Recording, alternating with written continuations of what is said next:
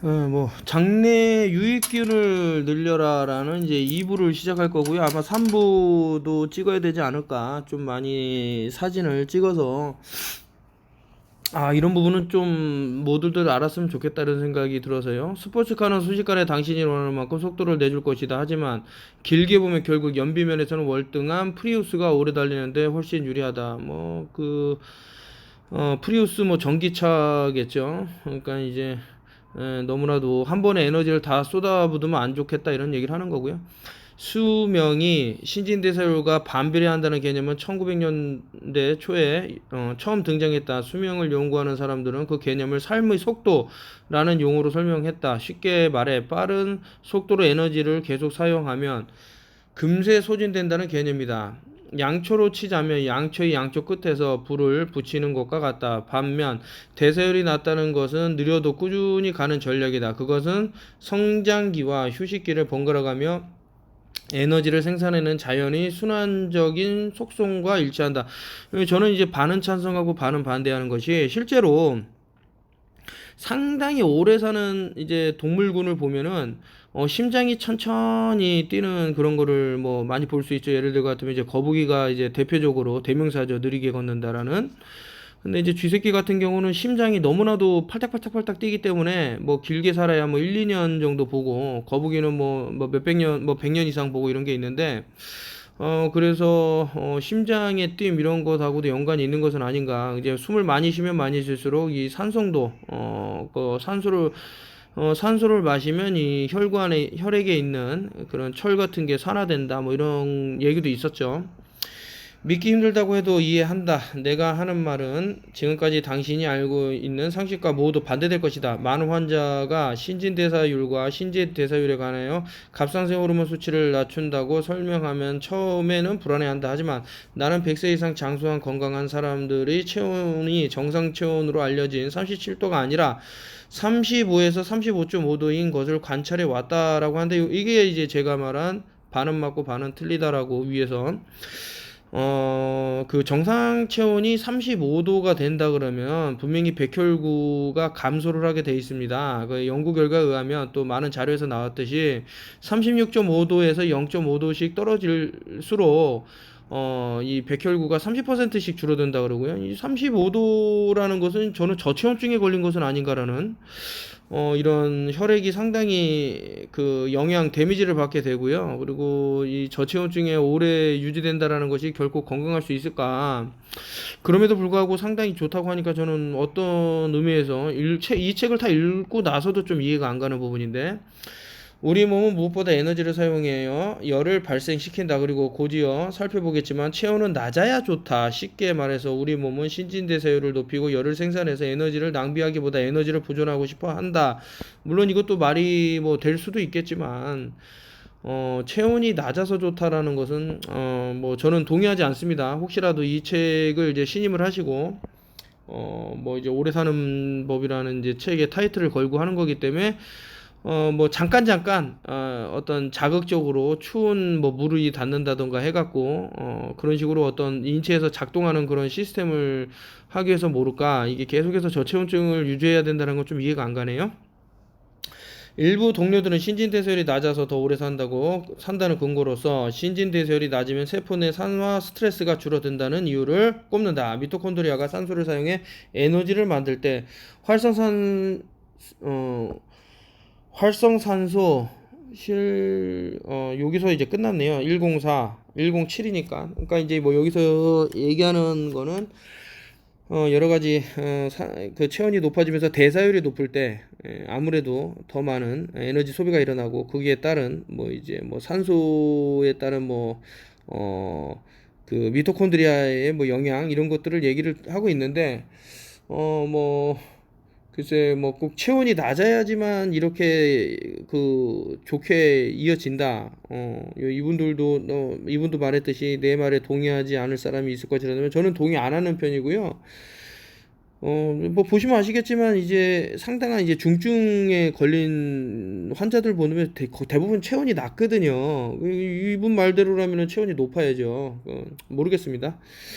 사실 병원에서 알려주는 당화 혈색소 수치는 우리 몸이 얼마나 빨리 노화되고 있는지 보여주는 자료다. 당뇨병 환자들이 받는 기본 검사인 이 당화 혈색소 검사는 적혈구의 당분과 단백질이 얼마나 붙어 있는지를 측정한다. 적혈구는 약 2달마다 재활용되므로 당화 혈색소 수치를 보면 우리 몸이 얼마나 빨리 혹은 느리게 거대한 갈색점이 되어가고 있는지 알 수 있다.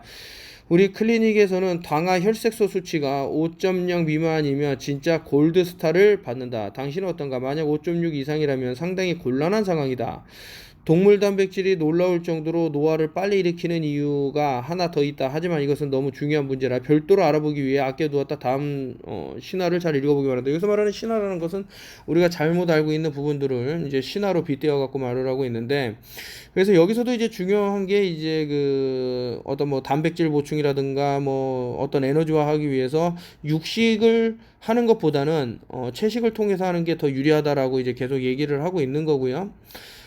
여기 이것도 이제 저는 반반이지만 그 육식을 뭐 영원히 안 먹는다 이런 것보다도 아주 가끔 그러니까 조금 이제 채식 위주로 가되 그런 것은 어떤가 이런 생각이 들고요. 5번째 신화, 나이가 들수록 철분을 많이 먹어야 한다. 나이가 들면 철분이 부족해서 빈혈이 생기고 몸이 약해진다. 정말 그럴까? 어쨌든 철분 강장제인 제리톨은 1950에서 1960년대에 철분 결핍 치료제로서 큰 인기를 끌었다. 잠깐 결론부터 말하자면 몸속에서 늘어난 철분은 오히려 노화를 앞당기는 데 중요한 역할을 한다. 이거 그래서 제가 철분제 위험하다라고 말씀을 드린 거고, 또 실제로 그 뭐 철분 함량을 높였다고 하는 뭐 몇몇 종의 시리얼 같은 경우는 자석을 붙이면 자석에 그 철분이 그 붙어 나옵니다. 말 그대로 쇠죠. 이게 몸 안에 들어갔을 때 상당히 위험합니다. 덴마크와 스웨덴의 연구원들은 헌혈을 자주 하면 철분 수치가 위험할 정도로 낮아지는지 알아보기 위해 수백만 명의 헌혈자들을 조사했고 나이와 다른 건강 상태를 조정한 후 살펴본 결과 헌혈을 많이 한 사람들이 헌혈을 적게 한 사람보다 훨씬 오래 산다는 사실을 밝혀냈다는데, 이것을 이제 여성하고 빗대어서 말하는 부분이 있죠. 여성들이 이제 맨스 이제 그 월경을 주기적으로 하기 때문에 피를 몸 밖으로 내보내기 때문에 또 더 깨끗한 피가 모이고 그럼으로써 뭐 몸에 불필요한 그런 것들과 이제 교환이 일어나면서 남자들보다 더 오래 산다 이런 얘기를 하고 있는데요. 남자는 이제 뭐 월경 같은 걸 할 일이 없기 때문에 이렇게 헌혈을 통해서 새로운 피를 더 생성해주면 좋지 않나 뭐 이런 식으로 얘기를 하고 있습니다. 이어지니까 한번 더 읽어보겠습니다. 알아냈다. 이것은 헌혈 때문에 몸속 철분의 양이 줄어들기 때문이다. 그러니까 이제 그 우리 혈액 내에 철분이 있죠. 이것을 몸에 내보냈을 때 더 긍정적인 효과를 준다는 거죠. 아주 명백한 이유는 아니지만 여성이 남성보다 오래 사는 이유 중 하나는 제가 좀 전에 말씀드린 내용이 나올 겁니다. 인생의 거의 절반 동안 여성은 상당량의 철분을 몸 밖으로 매달 내보내기 때문이다. 철분의 기능을 조사한 또 다른 연구를 보면 태어난 지 4일 된 선충에게 철분을 먹일 것과 15일 된 선충과 성장 상태가 금세 비슷해졌다. 얼핏 보면 이 결과가 대수롭지 않게 보일지 모르지만 선충의 수명은 4주밖에 되지 않는다. 따라서 추가로 제공된 철분은 선충의 수명을 3분의 1가량 단축시킨 것이다. 철분이 노화를 일으키는 이유는 그것이 미토콘드리아의 기능을 방해하기 때문이다. 알다시피 철분은 헤모글로빈의 주성분으로 적혈구에 들어있으면서 몸 전체로 산소를 운반하는 물질이다. 미토콘드리아는 산소를 이용해 포도당 분자나 지방 분자를 분해하고 에너지를 만든다. 그러므로 표면상 혈액 속에 철분이 많으면 미토콘드리아로 산소가 더 많이 공급되고 따라서 에너지를 더 많이 생산할 수 있을 것 같지만 실상은 그와 반대로 보인다. 2018년 와이오밍 대학교 연구진은 쥐의 미토콘드리아를 조사한 결과 철분 수치가 높은 쥐들은 미토콘드리아에 산소 결핍이 있다는 사실을 발견했다. 자, 우리가 알고 있을 때 이제 뭐 우리가 숨을 쉬면서 그 산소를 마시고 이산화탄소를 내뱉을 때 이 산소를 이제 폐에서 가스 교환을 이루면서 이런 철분 이 헤모글로빈으로 이제 이용을 한다 이렇게 뭐 내용이 나오는데, 오히려 반대라는 거죠. 이 내용은 뇌의 신경세포를 죽이는 헌팅턴 병에 걸린 쥐를 조사했을 때도 미토콘드리아의 철분이 과다하게 쌓여 있었다. 신경세포가 죽는 이유는 미토콘드리아의 기능이 손실되기 때문이다. 제가 요거 철분제하고 또 위험하다고 말한 게 바로 칼슘입니다. 지금 뭐 칼슘 얘기를 너무 많이도 하고 있고 막 이런데, 오히려 이제 칼슘이 많았을 때 그 실제로 뭐 음물운이라고 하지만 하늘에다 뿌리는 캠트레일 안에도 엄청난 칼슘이 들어있거든요. 이게 항상 뭐 과유불급 이런 데 쓰이는데 위험하다. 미토콘드리아가 산소에 접근하지 못하고 에너지를 만들지 못하면 세포는 죽는다. 자, 원래 이제 미토콘드리아라는 것은 인체에 원래 있었던 게 아니고 이제 원래는 외부에서 존재했던 미토콘드리아가 이렇게 그 계속 시간이 지나면서 사람이 그 몸 안에서 왜냐면 이제 점점점 이 땅이 그 혐기성, 산소를 극도로 싫어하는 애들이 살아가기 힘든 환경이 돼버렸습니다. 그래서 동물들 몸에 자꾸 들어가야 되는데 그 중에 이제 미토콘드리아라는 애가 인체에 들어와서 산소가 가장 부족한 부분에서 활동을 하는 거죠. 근데 그런 애들한테 계속 어떤 철분을 붙여준다든가 헤모글로빈이 계속해서 유통되게 한다 그러면은 상당히 빨리 죽는다. 얘네들이 산소가 싫어서 인간 몸에 들어왔는데 이 부분은 제가 이제 뭐 뇌피셜로 얘기하는 거지만 그런 조사 결과가 있죠. 이러한 연구 결과는 파킨슨병, 알츠하이머병, 근위축삭 경화증, 투게릭병 같은 신경성 질환이 발병을 이해하는 토대가 된다. 하여튼 결론적으로 말씀해서 뭐 지금 철분제 드시는 분도 많고 칼슘제 뭐 이렇게 드시는 분들이 많은데 그 너무 과하지 않았나라는 부분도 생각을 해보셔야 돼요. 비타민 C 같은 경우는 우리 몸에서 일정 부분량 넘어나면 다 소변으로 배출이 됩니다. 그런데 이런 거는 좀 다르죠. 이게 뭐 배출된다라는 게 없어요. 계속 쌓이겠죠. 그랬을 때 미토콘드리아 현기성이라는 애들이 상당히 산소를 끌어들일 수 있는 부분이 있기 때문에 위험하다라는 거죠. 실제로 인간을 대상으로 한 연구에서도 나이를 먹을수록 혈액 속 철분이 증가하면 알츠하이머병에 걸릴 위험이 커진다는 조사 결과가 나왔다. 그리고 뇌 영상 기술을 이용하여 알츠하이머병이 없는 사람들이 뇌를 들여다본 결과 인지기능 장애와 철분 축적 간의 상관관계가 일관되게 나타나는 것으로 밝혀졌다. 심지어 새롭게 밝혀진 페로토시스라는 세포 사멸 형태는 뇌에 철분이 과다하게 축적되는 것과 관련이 있는 것으로 보고됐다. 제가 아까 전에 말씀드렸지 않습니까? 음모론이라고 불리는 뭐 캠트레일에도 이런 철 성분이 있더라. 산화된다는 거죠.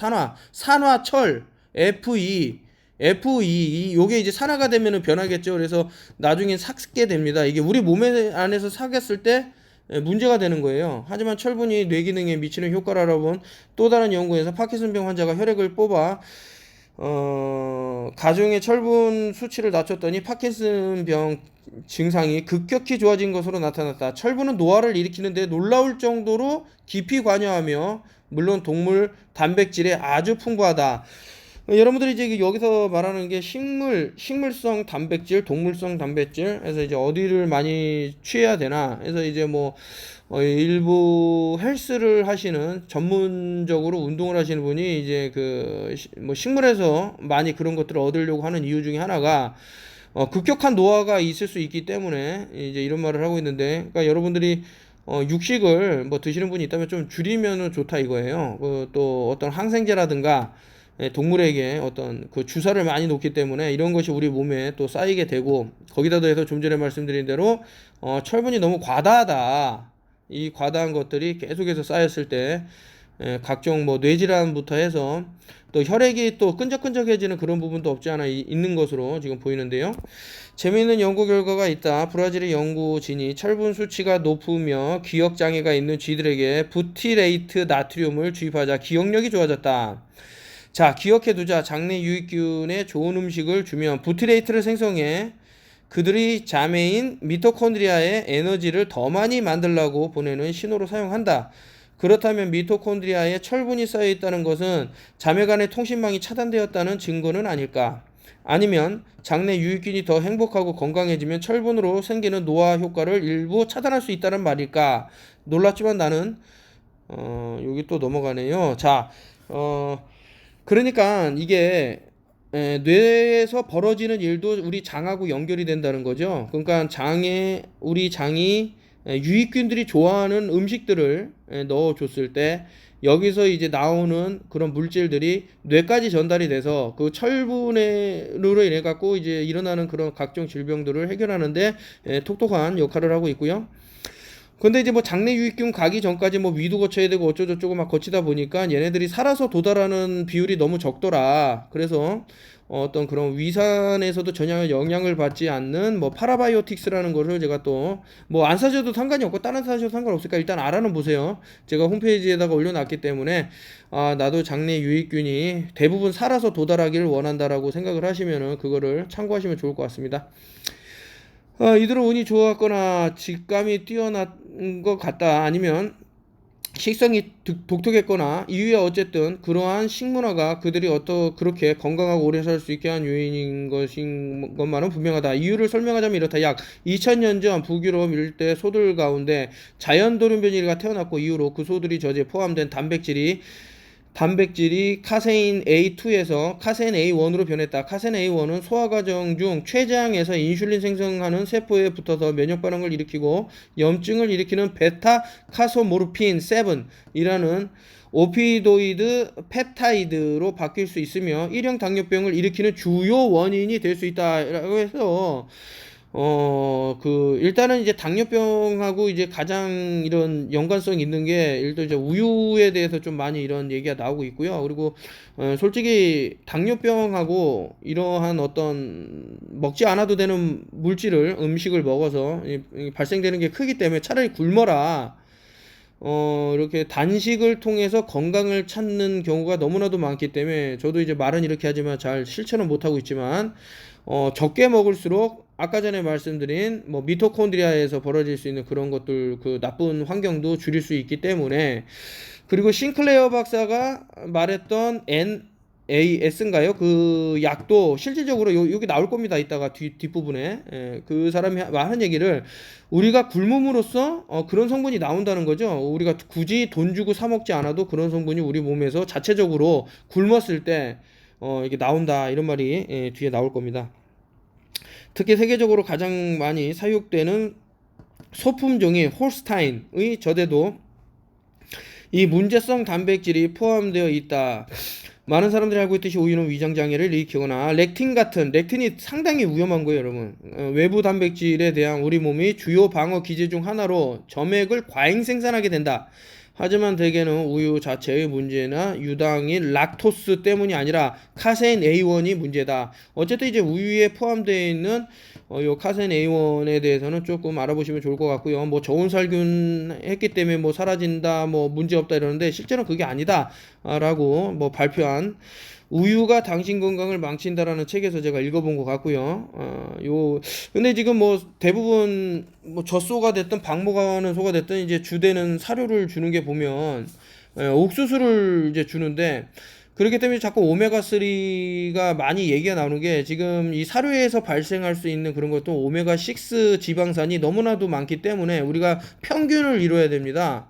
그래서 야, 너는 오메가6가 적기 때문에 이런 게 아니라 오메가3를 또 그만큼 높여주면 그 6가 높아도 상관이 없는데 오메가3 함량은 너무나도 낮은데 이게 6가 높아버리면 이런 질병에 노출이 될 수 있다는 거고요. 물론 오메가9도 있죠.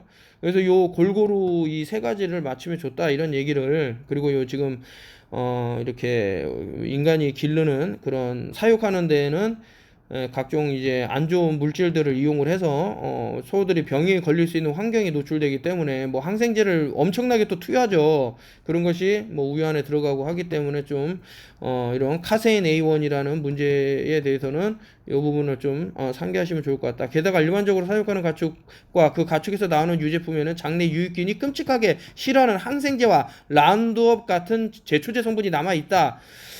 뭐 제가 항생제는 좀 전에 말씀을 드렸고, 이제 라운드업이라는 데서 말하는 거 보니까 아무래도 글리포세이트를 얘기하는 것 같은데,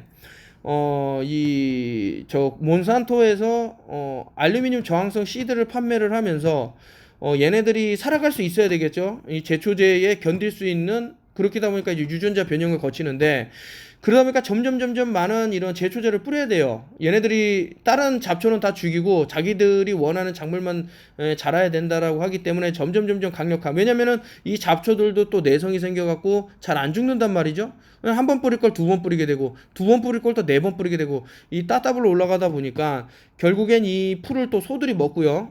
그것이 몸 안에 축적이 되더라. 그랬을 때 이 우유를 먹게 되면 상당히 좀 피폐해지는 그래서 이제 요런 그 제초제를 몸 밖으로 뭐 내보내게 하는 그 알루미늄을 중화하거나 이런 제초제 성분을 몸에서 내보낼 수 있는 여러 풀들이 있습니다. 뭐 예를 들 것 같으면은 제가 많이 말씀드린 이제 뭐 태국어로는 팍치라 그러는데 실란트로, 고수라는 고수라는 그 물질이 몸에 이제 흡착을 해갖고 이런 제초제 성분 같은 것도 내보내는데 상당히 뭐 이제 모닝글로리라든가 뭐 재료 그런 그 식재료들이 있으니까요. 거기서 골고루 먹게 되면은 또 도움이 되고, 이 라운드업도 마찬가지죠. 이 글리포세이트라는 것도 결국에는 이제 장내 유익균들을 죽이기 때문에 장내 유익균을 늘리면 얘네들이 힘을 못 쓴다 이렇게 생각하시면 됩니다.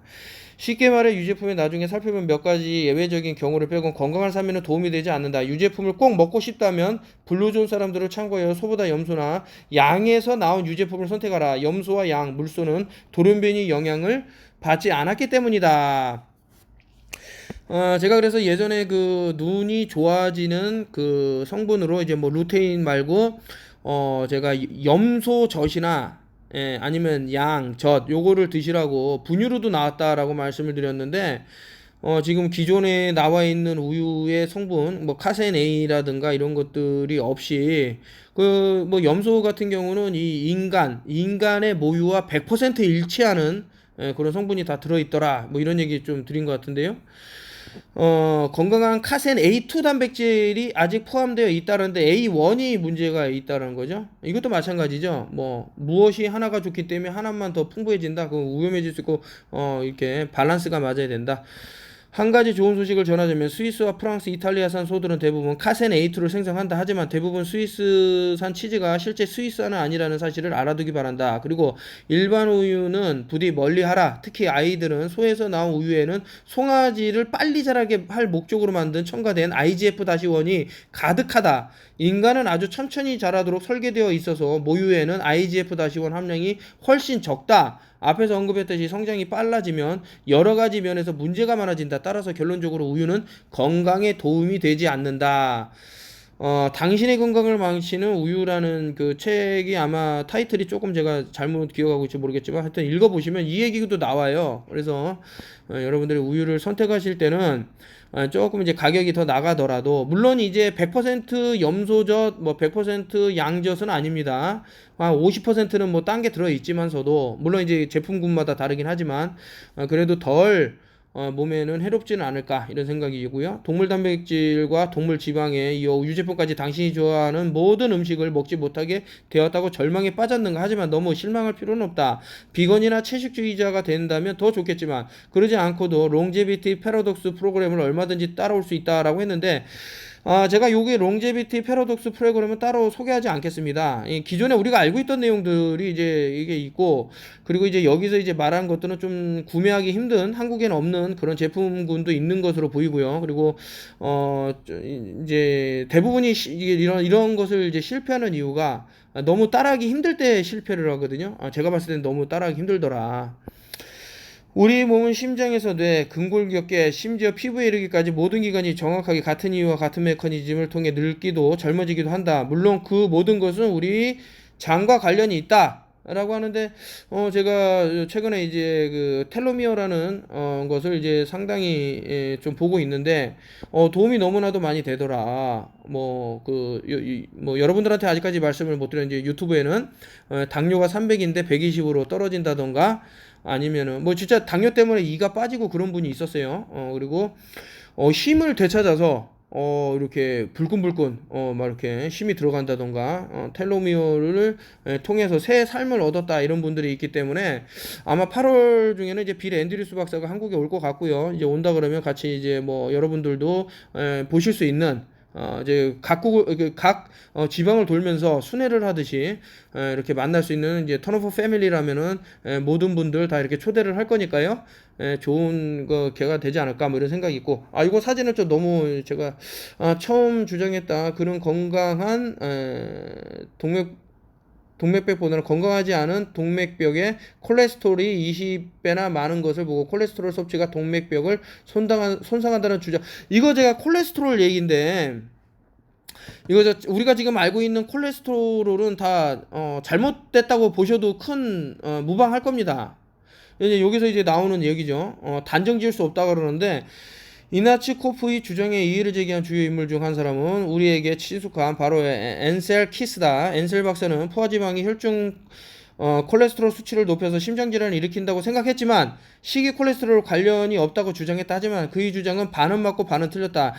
엔셀은 식이 콜레스테롤 수치 변화가 혈중 콜레스테롤에 미치는 영향이 미미하다는 사실을 발견했다. 하지만 그는 실제로 심장질환이 있는 많은 환자들이 혈중 콜레스테롤 수치가 높다는 사실 그리고 그보다 훨씬 이전에 이루어진 관찰에서 높은 콜레스테롤 수치가 인슐린 저항성과 당뇨병과 관련이 있다는 사실을 확인할 수 있었다. 결국 그는 인간을 포함한 모든 동물이 콜레스테롤을 합성하는 능력이 높고 콜레스테롤을 많이 섭취해도 심장질환 발병 위험이 증가하지 않는 결론에 냈다. 지금 뭐 기존의 사람들에게 어떤 선동을 가하기 위해서 뭐 혈관이 막힌 것을 이것을 갖고 이제 콜레스테롤이라고 막 얘기를 하고 있는데 전혀 뭐 심장질환하고 연관이 없고요. 어떠한 증상이 있어서 그곳에 모였을 때 얘가 범인으로 지목되는 잘못됐다 이거죠. 여기 내용이 나오니까 읽어드리겠습니다.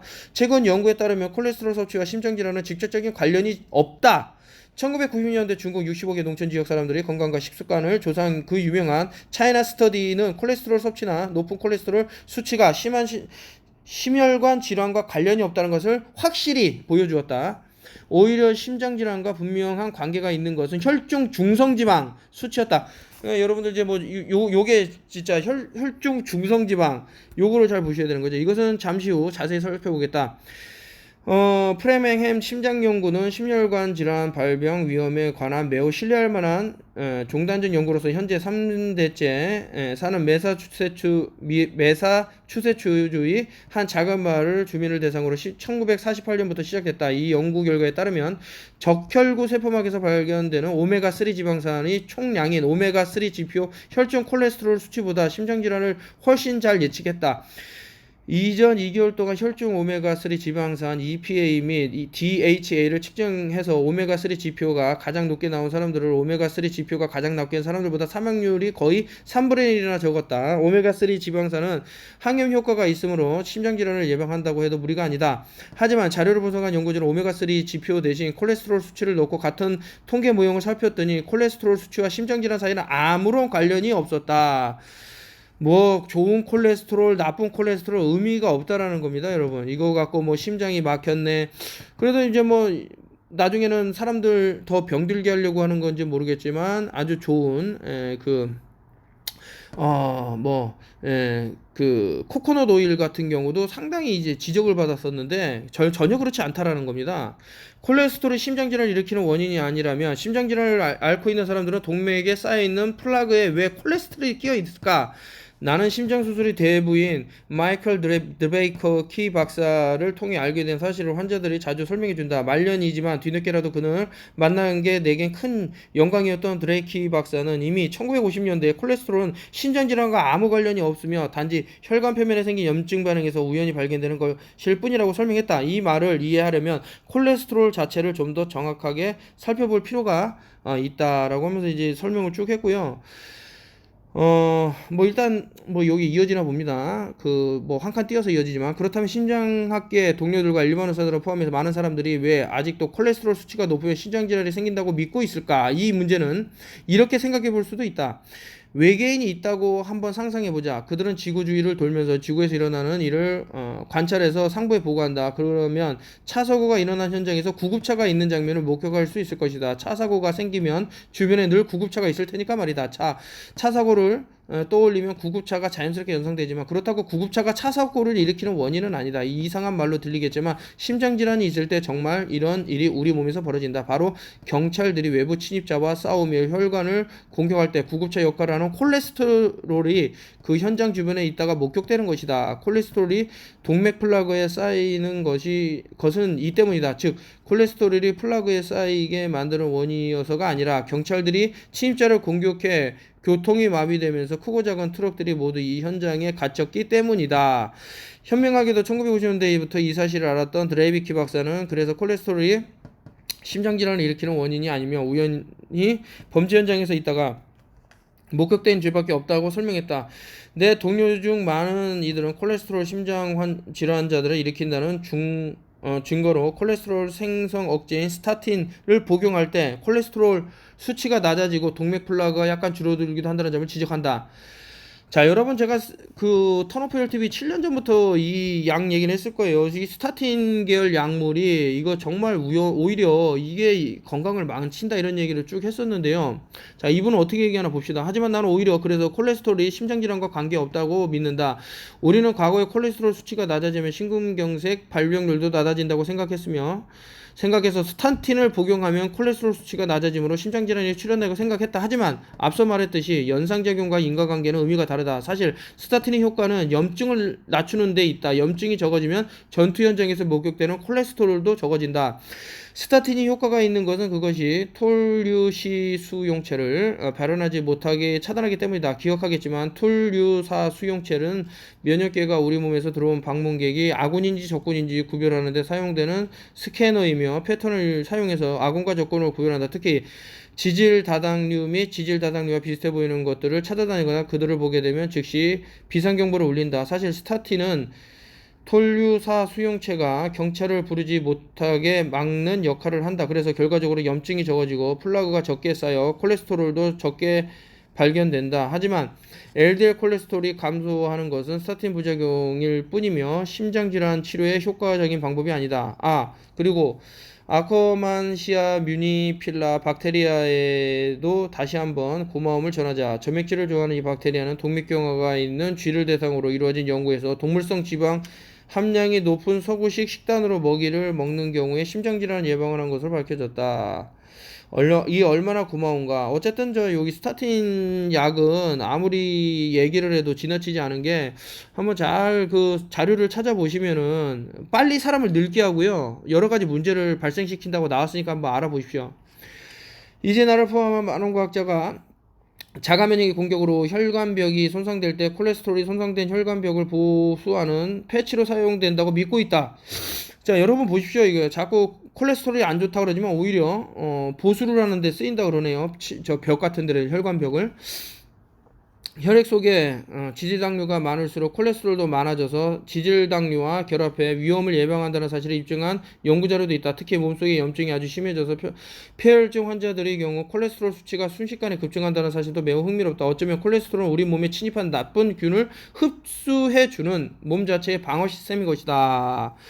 이 좋은 것을 몸을 해칠 수 있는 여러 가지 약을 통해서 자꾸 없애려고 그런다 그러면 여러분 몸도 망가지는 것은 아닌가라는 생각이 듭니다. 내가 지지하는 가설은 콜레스테롤 수치가 높은 것이 장누수 증후군 때문이라고 설명한다. 우리 몸은 나쁜 침입자들이 창자벽을 빠져나갈 때 그것을 흡수하기 위해 콜레스테롤을 더 많이 생성한다는 것이다. 그도 그럴 것이 장내 유익균이 좋아하는 음식이 많이 먹는 사회에는 장누수 증후군을 앓는 사람들이 없고 콜레스테롤 수치도 낮은 경향이 있다. 그렇다면 장내 유익균과 창자벽 상태의 콜레스테롤 수치를 결정한다는 말인가? 지금은 이 말이 터무니없이 들릴지 모르지만 장수인들을 많기로 유명한 키타반 지역 사람들을 살펴보면 답을 알 수 있을 것이다. 이들이 장에 좋은 토란을 많이 먹고 코코넛 오일을 엄청나게 많이 먹는다. 예상대로면 이들은 콜레스테롤 수치가 아주 높아야 하지만 실제로는 전혀 그렇지 않다. 이게 지금 뭐 제가 말한 것들 많이 나오는데 이게 여기서 이제 또 중요하게 얘기하는 게 이제 여러 가지 오일류가 있는데 상당히 이제 장에 좋은 것들도 이제 뭐 말하면 나올 겁니다. 중성지방이 진짜 적이다. 나는 환자들에게서 콜레스테롤 수치는 정확하지 않지만 중성지방은 신경을 많이 쓴다고 말한다. 모든 당분과 단순 탄수화물을 먹으면 우리 몸에서 중성지방이 증가한다. 그리고 이런 음식 중에는 당연히 과일도 포함된다. 사실상 과일에 들어있는 주요 당분인 과당은 세포를 직접 손상시키고 미토콘드리아의 기능을 방해하는 독소다. 몸속에 들어온 과당은 대부분 곧장 간으로 보내져서 중성지방과 요산으로 전환된다. 약 30%에 해당하는 나머지 과당은 신장으로 향해 우리 몸 여과 시스템에 직접적인 독소가 된다. 그러면 왜 우리는 아직도 과일이 건강에 좋고 좋은 음식이라고 알고 있을까? 과일은 과거에 먹던 방식, 즉 신선한 제철 과일로 자연의 성장 주기인 여름에만 먹는다면 건강에 좋은 음식이 맞다. 여름에만 과일을 먹으면 다음 성장 주기가 오기 전까지 9달 동안 우리 몸이 그 독소를 해독할 수 있다. 하지만 사계절 내내 과일을 먹는 것은 끔찍하게 노화를 앞당기는 일이다. 옛날부터 이제 제철 과일을 많이 먹어라 이런 말을 이제 했는데 1년 365일 해서 계속 몸에 좋으니까 먹어야 된다. 이거는 너무 지나치다라는 거고요. 제철 과일을 먹기 위해서는 그 계절에 맞는 과일을 적당히 먹어라. 그리고 이제 겨울 같은 데는 이제 과일이 겨울에는 나지 않으니까 지금은 이제 그런 것들이 뭐 하우스라든가 이런 인공적으로 길러지는 것은 결코 좋지 못하다라는 얘기를 하고 있는 겁니다. 그래도 여기서 나오는 당분이 우리 그 중성지방으로 변해서 간에서 또 이런 것들이 뭐 신장으로 보내주고 하면서 여러 가지 독소를 내뿜을 수 있다고 하니까 과일은 여름에 많이 드시고요. 뭐 그 겨울이나 봄에는 드시지 않는 게 좋다라고 여기서 얘기했는데 저는 이 얘기를 솔직히 과거에 뭐 제철 과일만 먹어라라는 얘기를 들었기 때문에 충분히 합리적이다고 생각을 합니다. 곡물 또한 중성지방 수치를 올린다. 뭡니까? 오리나 거위의 거대한 간으로 만드는 푸아그라 요리를 한 번쯤 들어봤을 것이다. 푸아그라는 거위나 오리의 엄청난 양의 통곡물 사료를 강제로 먹여서 만들어진다. 그리고 이렇게 하면 오리와 거위의 간 중성지방이 너무 많이 쌓여서 LDL이 아무리 많아도 감당해내지 못한다. 그렇게 중성지방이 계속 쌓이다 보면 결국 비대한 간인 푸아그라가 만들어진다. 지방간이나 144, 139. 자, 어쨌든 여기서 이제 중성지방이 진짜 적이라고 하니까요. 결국에는 이제 중성지방을 없앨 수 있는 가장 쉬운 방법, 뭐 이제 뭐 운동도 있겠고요. 그리고 이제 그 소식이 있겠죠. 그리고 좀 전에 말씀드린 이런 당분류, 과일이니까 무조건 좋다. 아닙니다. 과일도 제철 과일.